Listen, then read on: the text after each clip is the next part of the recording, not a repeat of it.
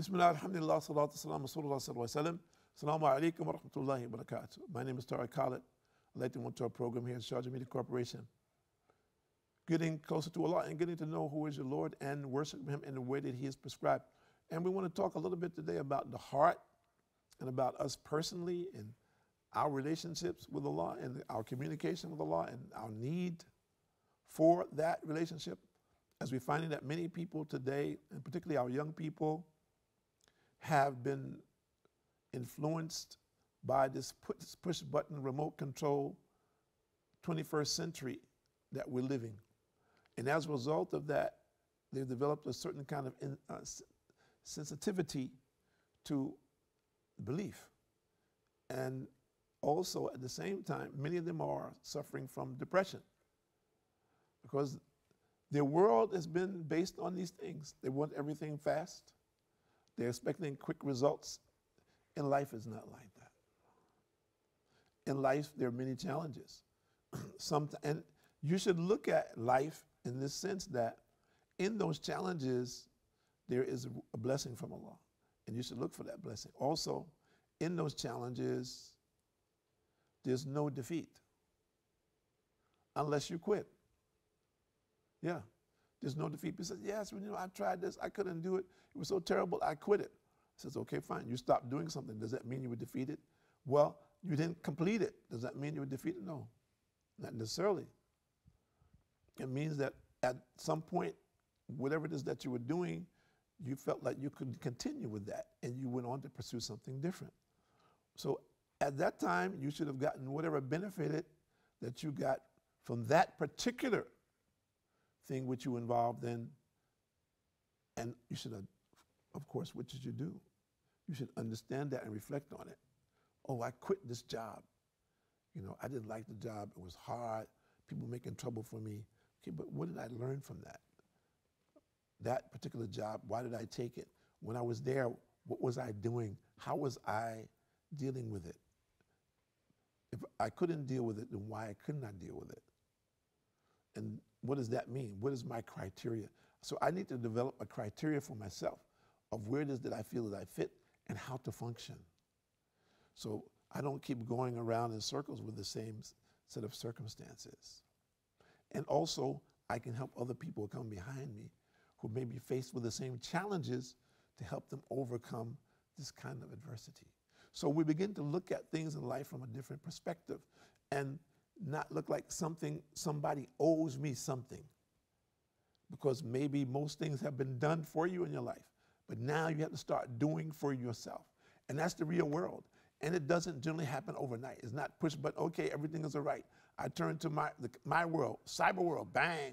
So I'm out of this world, I'm in cyber world right now, which I can do whatever I want to do. I can control the environment. No, the real world is not like that. And if we're not sensitive to it and deal with that reality, then many of us will be crushed because we cannot deal with that dynamic.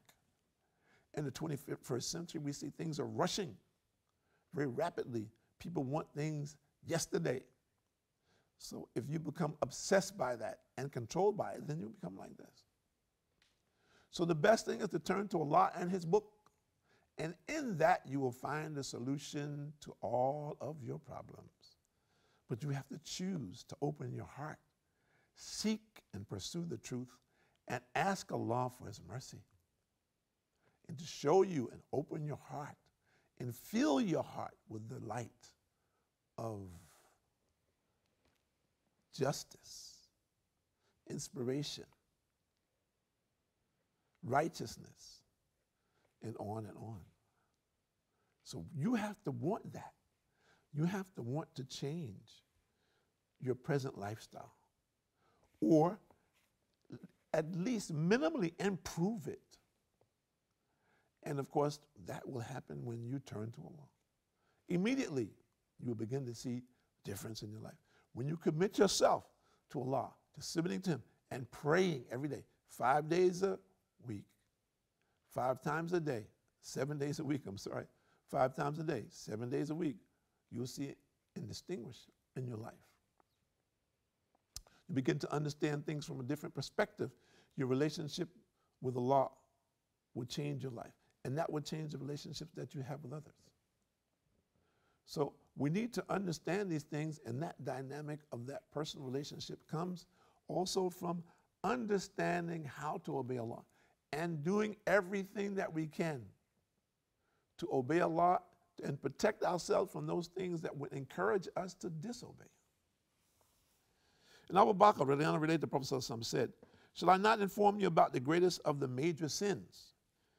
We said, "Yes, O Rasulullah." He said, "Associating others with Allah in worship and to be undutiful to one's parents," to worshiping something or someone other than Allah, and to being undutiful to parents. So we see that the Prophet ﷺ is putting, by Allah's mercy, parents very high.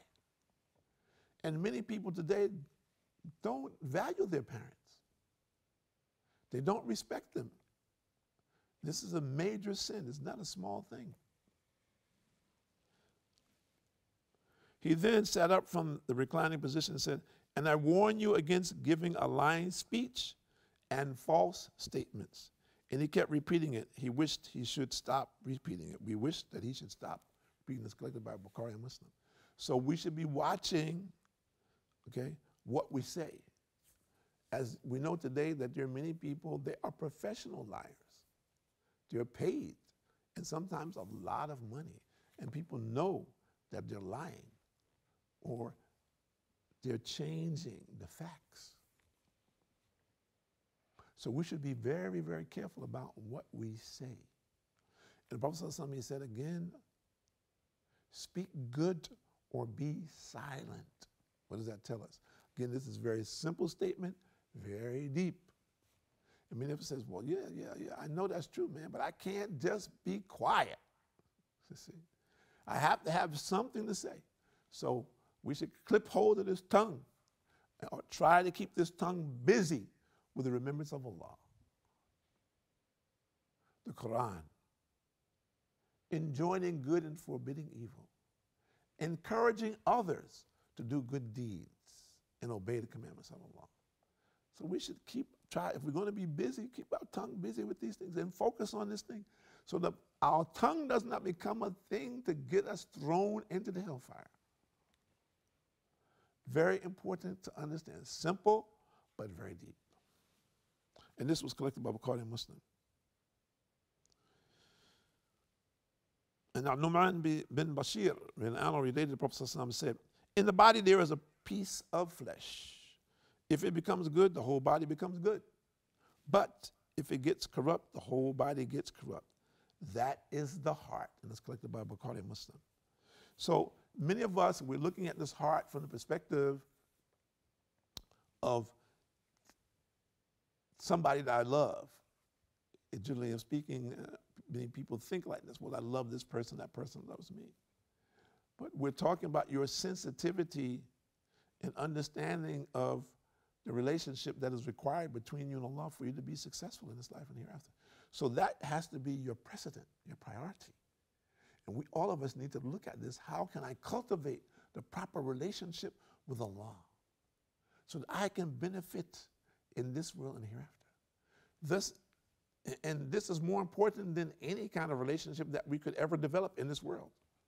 Why? Simply, it's very simple. If Allah accepts you and the whole world is against you, you've won. If Allah rejects you and the whole world accepts you, you've lost. Simple as that. Simple. What is the distinction? One is the creation. The other one is the creator. Can the creator and the creation be equal? Not possible. Not possible. Depending upon where your thinking is, just think about it. Is it possible? No, it's not possible. So we need to understand from this as well, I don't believe in Allah, and I don't believe this, and I don't believe that, but I do believe so and so and so and so. I said, well, let me ask you, what you're saying, you believing, is that going to help you when you come before Allah? Do you think you will escape the punishment of Allah because you have chosen another path which is in conflict with what has been brought and presented to you? And you've been warned? What do you think? Isn't it important that we know what we're doing and where we're going, what is the result of the actions, what is the benefit, what is the loss. If I pursue a relationship with Allah, what is the benefit? If I don't, what is the loss? And we need to look at what do I have to lose and what do I have to gain. Gain, I have to gain paradise, the hereafter, which will be in existence forever. What do I have to lose? Lose the paradise. And also, I could possibly lose this world too. Meaning what? That I would be in a pit of hellfire until the day of judgment. It's very serious business. For the people who says, well, you know, brother, I don't believe in that. That doesn't sound quite right to me. He says, well, maybe you don't feel that way. You should read more, pray more, ask Allah more and more to guide you and open your heart so that you can see the truth. There's no need for more than that. To read, to pray, and ask Allah sincerely about the truth. No need for more than that. Inshallah, through this, Allah will guide you. And if you feel that you're not being guided, then it means you need to do more. He says, well, brother, you know, I've been praying, you know, once a day for 10 days. You know, I don't see any difference. He says, well, let me ask you a question about that. If you've been praying for 10 days every day, if you sit just for a little time and contemplate after your prayer and see how you feel and make your prayer personal with Allah subhanahu wa ta'ala, see how you feel then. Don't just go through the motions because I'm with somebody, they taught me the motions, so I'm just going to go through this thing. I'm just going to, again, do my thing. No, take it to Allah seriously. Ask Allah, show me, make me see the truth. Take me away from this evil life that I have. And even if you think your life is great, you have been deceived. If you don't have Allah in your life, you have been deceived. And this is temporary. And on the day of judgment, you have no recollection of this. You thought the whole world was, the time that you were there was a time of struggle and difficulty. You have no recognition of all the good things that you enjoyed in this world. So you have to ask yourself, is it really worth it to say that I'm in disbelief, I'm firm in disbelief, I don't want to be a Muslim. All these Muslims are like this, this, and this. No. Look at Islam from this perspective. You, me, and every other human being and jinn needs a relationship with Allah for our own individual salvation. Whatever we do for society is a separate entity. What we need individually is to be among those people who are Allah's favorite, so that when we go to the grave, we receive Allah's favor. That grave for us will be a garden of paradise. And Allah will make it easy for us on the day of judgment. And Allah will allow us to go into Jannah easy, forever. So this is what we're pursuing. We keep saying we're looking for eternity. Understand this. We're looking to develop our eternity. Most people, their thinking processes, their actions are short-lived. They're thinking only about this world, this small world, and what it is. And their world is even smaller in relationship to the world that we're living in. So we need to look at the big picture where everyone who has ever lived will be put in check. The worst tyrant that ever existed will be put in check. So we don't think that we will escape. Think about what it is that we'll do now to please Allah. So I'll make this transition, that this transition to the next one will be a positive one, beneficial for me, and the biggest blessing. Because in the grave, you will be shown your place in the hellfire. Allah thrown you in the hellfire. So think about it. Reflect on it. Beg Allah now while you have time. Tomorrow is not promised. Make effort today as though there's not going to be tomorrow. Maybe there will not be. Don't be confused. Stay focused on your life. Many people are extremely focused in their lifestyles and in their profession. But when it comes to a relationship with Allah, they don't have it. So whatever you've done professionally is like a grain of sand to the universe compared to what Allah has in store for you.